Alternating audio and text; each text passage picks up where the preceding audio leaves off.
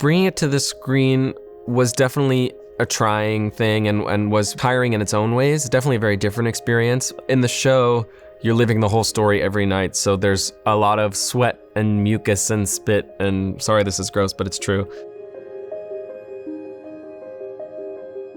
Hi there, I'm Ben Platt, and this is how I became Evan Hansen.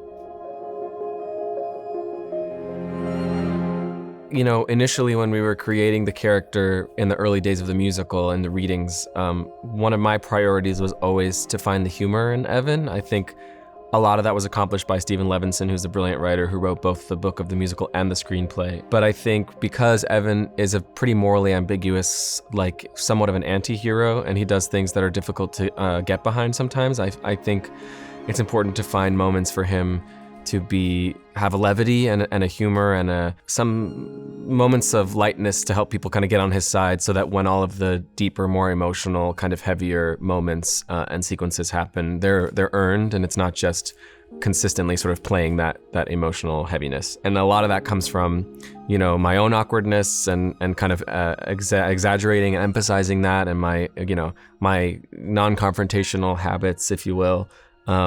And just sort of self-effacing humor that is natural to Evan. Dear Evan Hansen, today is going to be an amazing day, and here's why.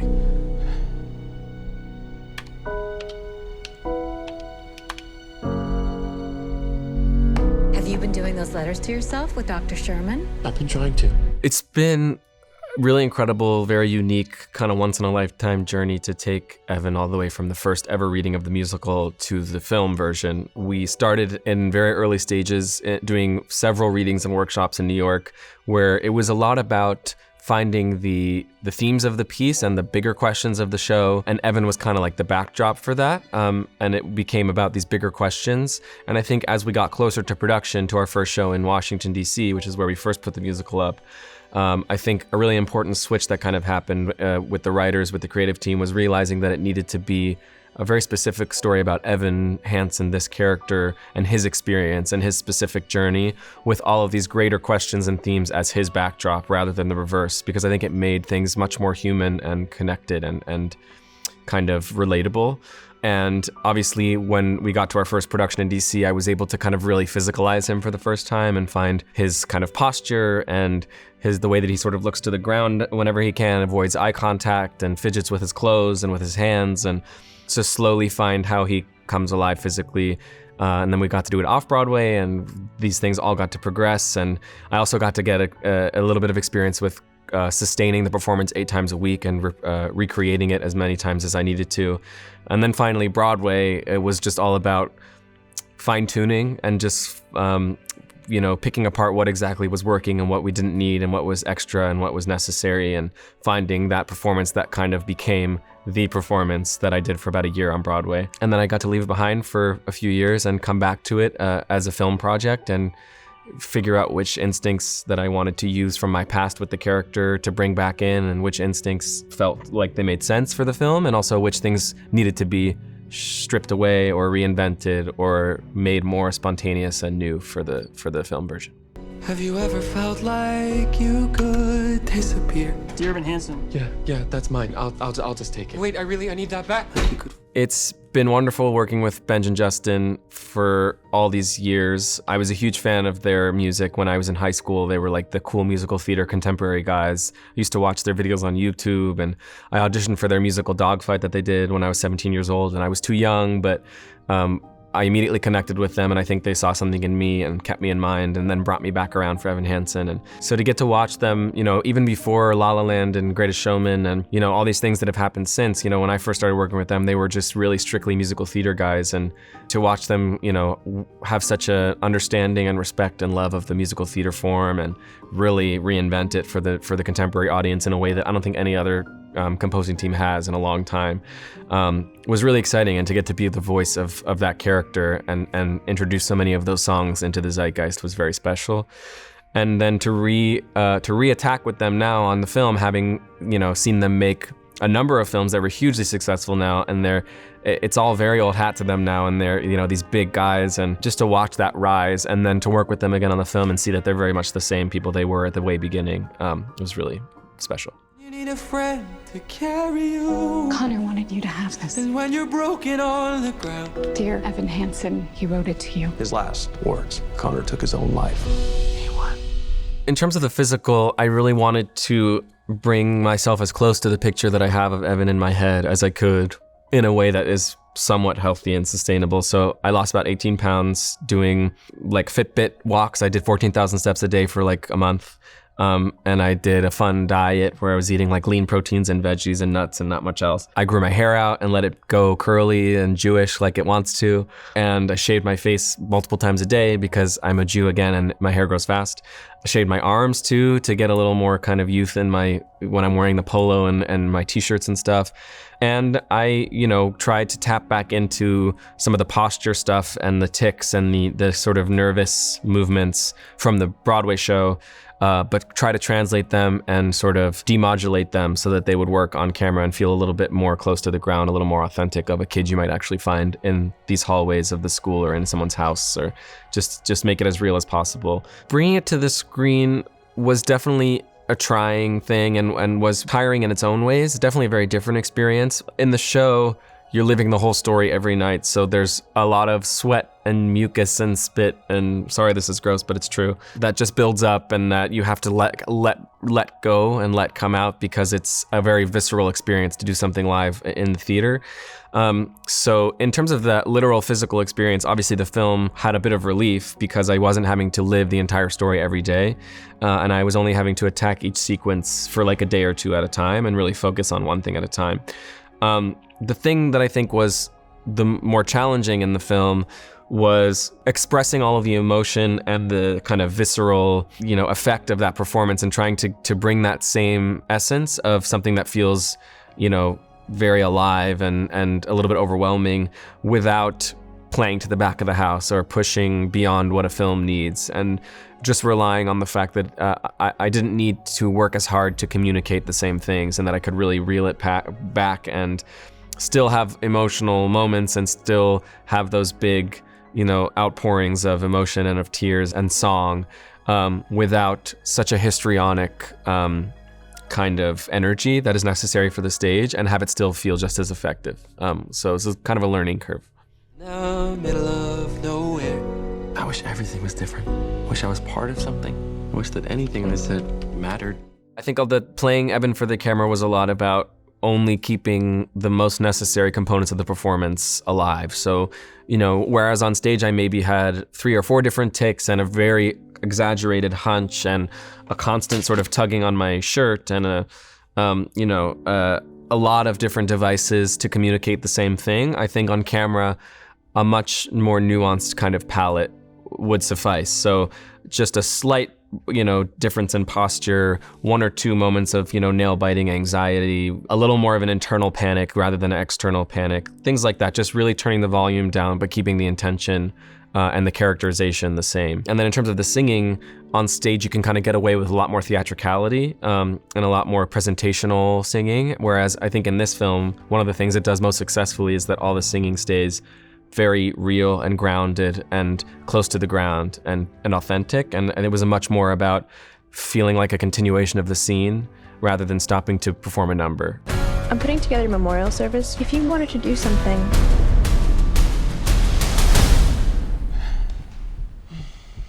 Connor showed me that I wasn't alone. Nobody is. So let that lonely feeling wash away.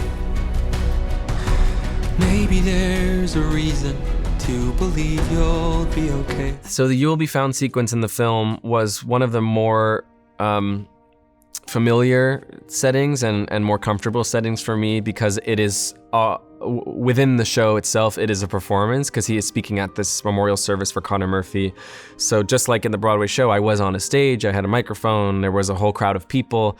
All of the external elements were very familiar, so the only shift, again, had to be like an internal one of knowing that even though this is a house full of people, I still only need to communicate just this far to the lens, as opposed to the whole crew. So as Evan goes through the same moment of panic where he drops the cards, and that whole sequence of kind of real tension and suspense is still there, but I think that the outward manifestation of the panic attack, it was able to be a lot smaller and closer to the ground and still achieve the same thing. And then singing the song was just as powerful for me as it was on stage, particularly because we had extras at the memorial service who were fans of Evan Hansen and who it meant so much to them to be part of the film and to be there. Oftentimes, extras don't even really know what it is, the project that they're doing, and there's sort of an apathy that works really well for naturalistic acting, but something about having these kids there in the audience who were emotional and crying and witnessing it in person and feeling the importance of that reminded me of the experience of the show, and I think made it very special on camera. I didn't know that you were hurting. 'Cause when you don't feel strong enough to stand, A lot of people feel like us. you can reach out your hand.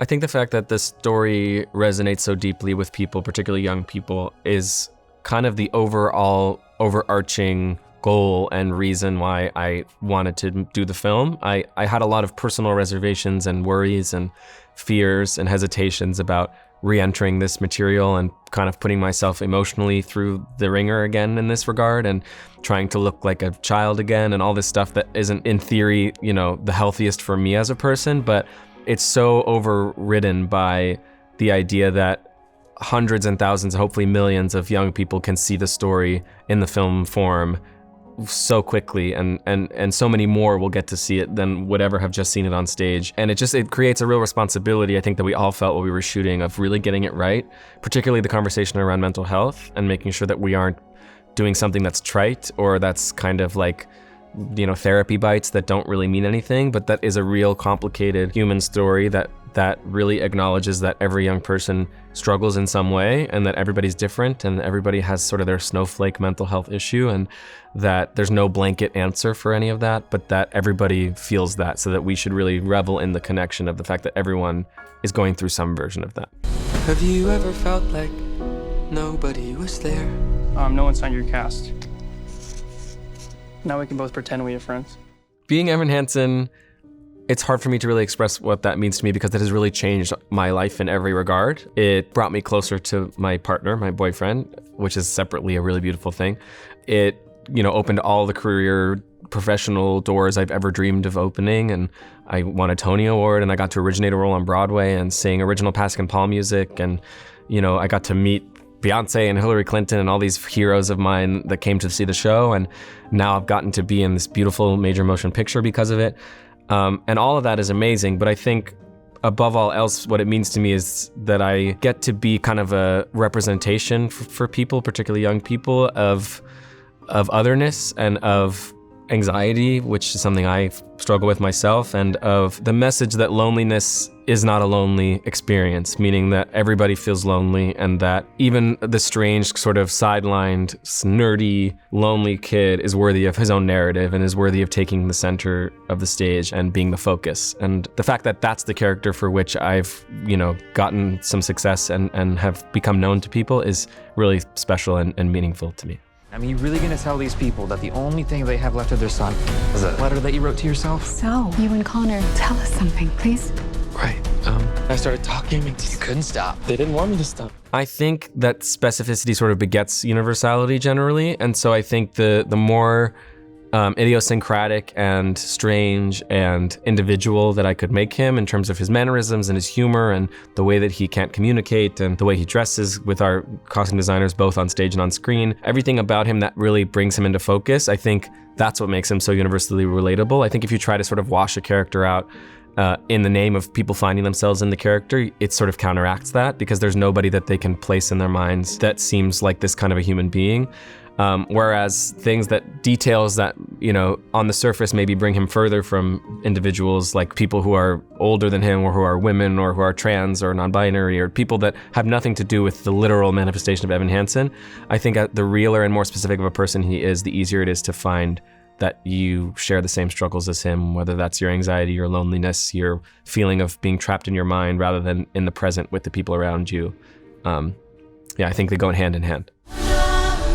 If you knew who I am, just how broken I am. already know you. And I love you. I never like to preempt emotion. I think you should go on whatever journey you want to go on when you see this film. If it's, if it doesn't resonate, it doesn't resonate. I think it will, but you never know. Maybe bring some tissues just in case. I do think in a beautiful way that the film is a little less painful of an experience than the musical. Both are beautiful experiences worth having. But the musical is so visceral because the people are in person that are going through these things and these losses and these lies. So there's something really heavy about that, which is very powerful and why the musical works. But I think something about the separation of film allows those things to still be powerful and still be emotional, but sit a little easier on your heart. So I think it's a nice balance. People started sharing it. It's everywhere. I don't understand what happened. You did. You don't know how much you've given my family and me.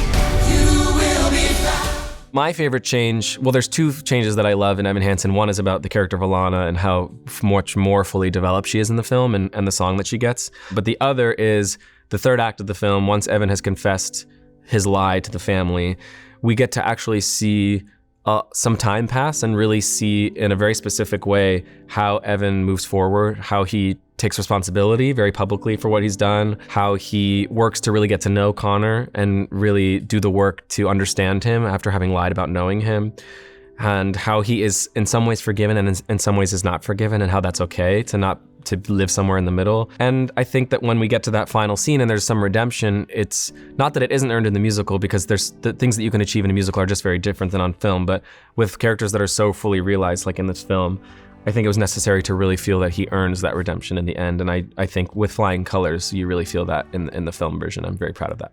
Were you ever actually friends with him? I never meant to make it such a mess. I was trying to help. My favorite moment in the show on Broadway is probably If I Could Tell Her, which is the song that Evan sings to Zoe, where he's using he's making up things that Connor said about Zoe as a way to kind of subliminally tell her how he feels about her. And in the musical, I loved it because the beginning of the show is very kind of haphazard, and there's lots of big emotional numbers, one after the other, Waving Through a Window, and then For Forever, and then we have the big high energy Sincerely Me, just kind of go, go, go. And the first time that me as an actor was able to just take a breath and have a moment to just sing something a little bit calmer and less intense and take stock of where I am was If I Could Tell Her, when I would sing that with Laura Dreyfus every night, and that was just a moment that I always look forward to. And in the film, I got to do it with Caitlin Dever, who's a brilliant next generation Meryl Streep, and you heard it here first. But I loved it because we were in a real kitchen and really relating to each other, and the song had to feel even more naturalistic and authentic because we were, in such a real setting and playing such real people. And I just loved kind of do-si-doing around that kitchen island, as you'll see in the film, with Caitlin and singing to her. It's a really wonderful day. I have to tell them. I can confidently say that this will be the very last time that I ever play Evan Hansen, or any teenage person for that matter. And what a way to go out.